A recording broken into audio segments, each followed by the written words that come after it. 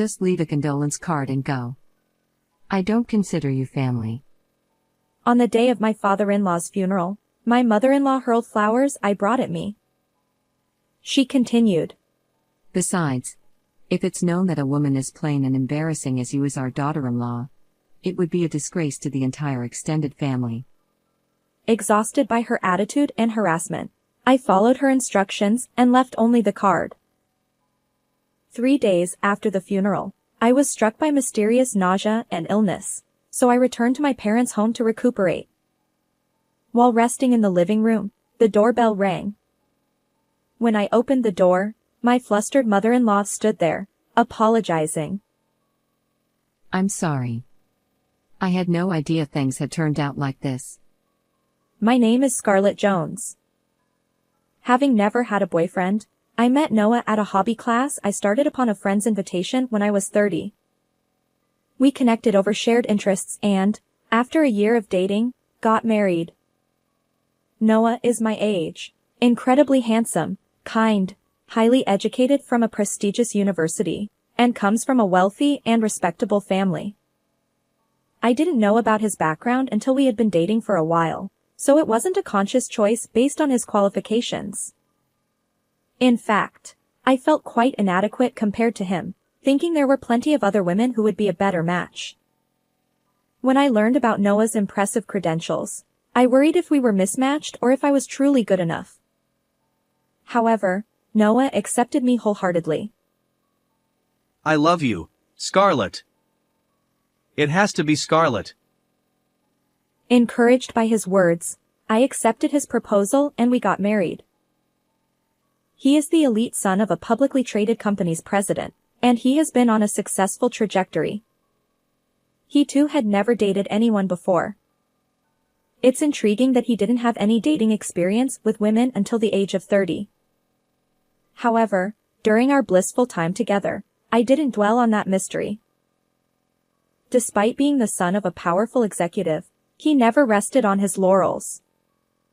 Through hard work and dedication, he recently earned recognition from his father as the company's successor. Both my husband and father-in-law are currently busy with preparations for the company's transition. They rarely spend time at home, and when they do, it's mostly for sleep. Yet, my husband never neglects me. He reaches out when he can, and on those precious days off, he prioritizes spending time with me. Honestly, he's been a wonderful husband. I've vowed to always support him. Being his wife has brought me immense happiness, except for one thing. After getting married, I ended up living with Noah's family. Since I still had student loans from my college days, I had planned to work. However, Noah pleaded with me, saying, Scarlett, I'll work hard enough for both of us. I want you to stay home and support me. I ended up quitting my job and moving to my in-laws' house. Honestly, leaving my job was a bit of a shock because I loved working. The reason I quit my job seems to be because my mother-in-law interfered with Noah. She convinced him that a wife working implies the husband lacks inadequacy. As a result, I spend most of my days at my in-laws' home. While my husband and father-in-law are busy and rarely come home, my stay-at-home mother-in-law, Karen, is always around. Unfortunately, she's quite a character. She seems to dislike me and constantly harasses me with snide remarks. Perhaps it's because she thinks I'm not of the right social standing. Noah's family is wealthy, and they have a long lineage of successful individuals in fields like politics, business, medicine, and chemistry. Almost all of them attended prestigious universities, including Noah's mother, who graduated from a renowned private college. She takes great pride in this heritage. On the other hand, my own family is quite ordinary. My parents were regular office workers, and we didn't come from extreme poverty but certainly weren't affluent. I attended a mid-tier women's college, and my tuition was covered by student loans. My mother-in-law seemed to find fault not only with my family background and university choices but also with my appearance. Despite being in her 50s, she maintained a youthful look, dressed in flashy designer brands. In her younger days, she worked as a reader's model and won university beauty pageants. Before getting married, she held a career in sales at a leading advertising agency. In contrast, I had no interest in brands, preferring anime and video games. If I had any extra money, it went toward game merchandise or collector's editions. My appearance wasn't conventionally beautiful. I kept makeup and fashion to a minimum, and while I watched my weight, I was quite plain looking. Naturally, the glitzy world of readers' models, beauty pageants, and major ad agencies was foreign to me. My social media was filled with game and anime content. It seemed my mother-in-law was genuinely displeased that her son had married an unassuming woman like me, who didn't have an impressive educational background or come from a prestigious family. Because of this, my mother-in-law subjected me to every imaginable form of harassment. She deliberately spilled sauce on freshly laundered clothes, intentionally messed up rooms I had just cleaned, and turned them into trash heaps. Entertainment was forbidden. The hobby class where I first met Noah was shut down, and my friend's contact information was forcibly erased. My beloved anime merchandise and games were sold off for a pittance, with the proceeds going straight into my mother-in-law's pocket. Going out anywhere, even for a simple shopping trip, invited her snide remarks, making it nearly impossible to leave the house. My mother-in-law sold my clothes and cosmetics, saying, "A wife doesn't need to be fashionable." And of course, the money went into her pocket. Makeup was forbidden, and I was only allowed to wear tracksuits at home and the suit I used for job hunting when going out. My hard-earned savings from my single days were confiscated. Even the meals I prepared were discarded. Worse yet, they were thrown on the floor, captured in humiliating photos, and gleefully shared online. The only food I was allowed to eat was leftovers. My mother-in-law would mockingly say, "This meal is perfect for a pitiful pauper," while laughing with her friends. Birds of a feather flocked together, and her friends were equally glamorous, wealthy, and disdainful individuals. My mother-in-law would proudly declare, "Look at my pitiful daughter-in-law. How has she lived looking like this?" Her friends would chime in, "If I were her, I'd be too embarrassed to live." I had no choice but to endure this humiliation. After enduring such a life for about a year, my father-in-law passed away. He had been battling terminal cancer, defying the prognosis and living longer than expected. I found myself responsible for preparing his funeral. Noah, caught up in the company's transition, couldn't focus on funeral arrangements. "I have no idea about any of this. Scarlett, can you handle it?" She dumped everything on me, while she lounged around doing nothing. Exhausted and sleep-deprived, I somehow managed to complete the preparations and reach the day of the funeral. However, as I tried to participate in the funeral, my mother-in-law stepped in front of me and made an outrageous demand. "Scarlett, just leave a condolence card and go." I couldn't hide my surprise. She continued, "I don't consider you family. Besides, if it's known that a woman as plain and embarrassing as you is Noah's wife, it would be a disgrace to the entire extended family." From my perspective, her hysterical outburst was far more embarrassing than anything she accused me of. But arguing back would only escalate things, so I simply replied, "Understood," and left the funeral venue, placing only the card. 3 days after the funeral, I was struck by mysterious nausea and illness, prompting me to return to my parents' home for recovery. Staying at my in-laws' house would have been impossible due to my mother-in-law's constant harassment. My parents were both at work, and as I rested alone in the living room, the doorbell rang.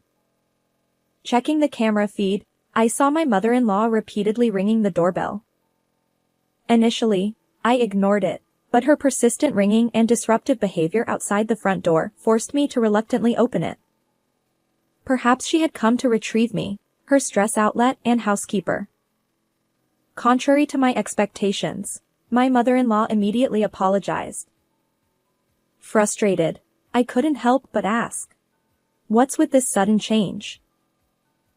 In a desperate tone, she offered her apologies, saying, I had no idea things had turned out like this. "Let me summarize the situation. As it turns out, my late father-in-law was aware of the harassment I endured from my mother-in-law. Although she had always put on a facade in front of him and Noah, my father-in-law sensed something amiss in our relationship.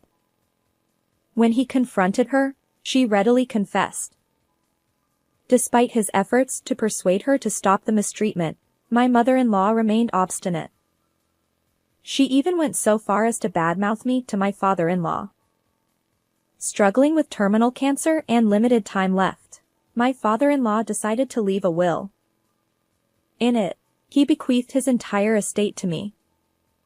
Now, my desperate mother-in-law pleads, Scarlett. Please. I'll apologize for everything. Share some of the inheritance with me. She's in a frenzy, exclaiming, Isn't this absurd? I came into this marriage after losing everything. You've taken everything from me and left me with nothing. Behind the seemingly glamorous facade of my mother-in-law lay a tragic backstory. As it turns out, my in-law's marriage was a political alliance. My mother-in-law had originally been in love with someone else. However, her family faced a financial crisis, and in exchange for their support, she was forced to marry my father-in-law. Separated from her true love, she endured a marriage to a man she didn't love.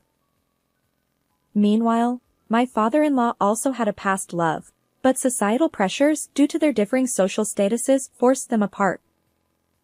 Despite this, my father-in-law continued to secretly meet with his former lover after marrying my mother-in-law. On the other hand, my mother-in-law suffered severe mistreatment from her mother-in-law and my husband's grandmother, far worse than what I experienced.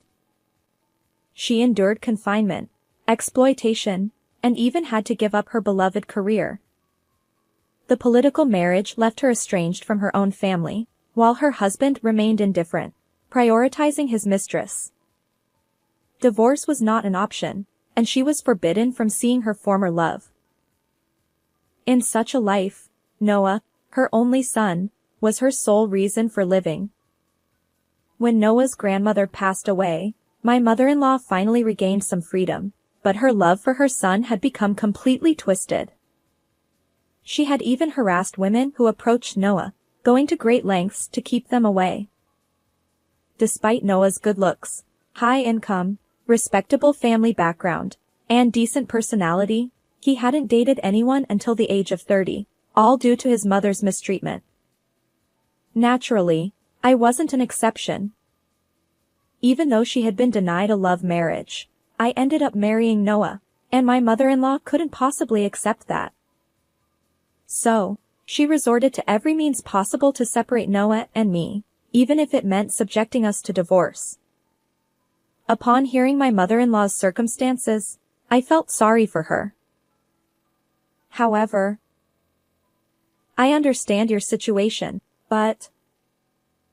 I leaned in closer, whispering in her ear. You've repeatedly called me poor and ugly, and you've ridiculed me with your friends, haven't you? She stammered. Well, that's... And I haven't forgotten how you threw away my cooking and messed up the room right after I cleaned it. But I'm sorry. Sorry doesn't cut it. My words left her stunned. While my mother-in-law's circumstances are indeed unfortunate, that doesn't excuse the years of mistreatment I endured. I won't be handing over any inheritance to you. Instead, I'll use it meaningfully for repaying student loans and covering the future educational expenses of our soon-to-be-born child. Regardless of her situation, I won't forgive the way my mother-in-law treated me. I never thought you'd be like this. I misjudged you, Mom. Noah discovered his mother's mistreatment toward me through the will. Not only toward me, but he also learned about her harassment of any woman who got close to him during his student days. In his anger, he declared our estrangement. Scarlett, I'm sorry I didn't notice all this before. Noah hugged me, tears streaming down his face, apologizing. Despite his busy schedule that kept him away from home, I felt no blame toward him. Instead, I regretted making Noah cry and putting him in a position to apologize. After Noah unilaterally severed ties with my mother-in-law, she continued to protest, but Noah's decision remained firm. My husband and I decided to leave the in-laws' house soon. Until we completed the move, I stayed at my parents' home. Interestingly, since the in-laws' property was in Noah's name, it was promptly put up for sale. As a result, my mother-in-law had to leave the house and is now forced to live alone in a cheap apartment. Since she is still in her 50s, she has no choice but to work, and she is living by doing part-time jobs she is not accustomed to. Additionally, the harassment became known throughout the neighborhood. She was already disliked for flaunting her wealth and looking down on others, and this incident has completely isolated her from the community. Those who once praised my mother-in-law and laughed at me for being poor have now turned against her, mocking her as soon as she fell into poverty. By the way, I heard that my mother-in-law went to see her former fiancé after 30 years, but he had long forgotten about her, was married, and had a family. She caused a scene at his doorstep, and the police were called. Her once prized beauty, which she was so proud of, has drastically changed due to stress. Recently, I saw her in town wearing tattered clothes, her face looking much older, and her body having transformed to an estimated 220 pounds. On the other hand, Noah successfully took over the company and became its president. The business is thriving, and we, as a couple, moved to a high-rise tower apartment near my parents' home. We've further grown the inheritance left by my father-in-law through smart investments, and our life is smooth sailing. From now on, I've pledged to dedicate myself to supporting my husband, Noah, and the new life growing inside me. How did you find this story? If you enjoyed it, consider subscribing to our channel. Thank you, and see you in the next video.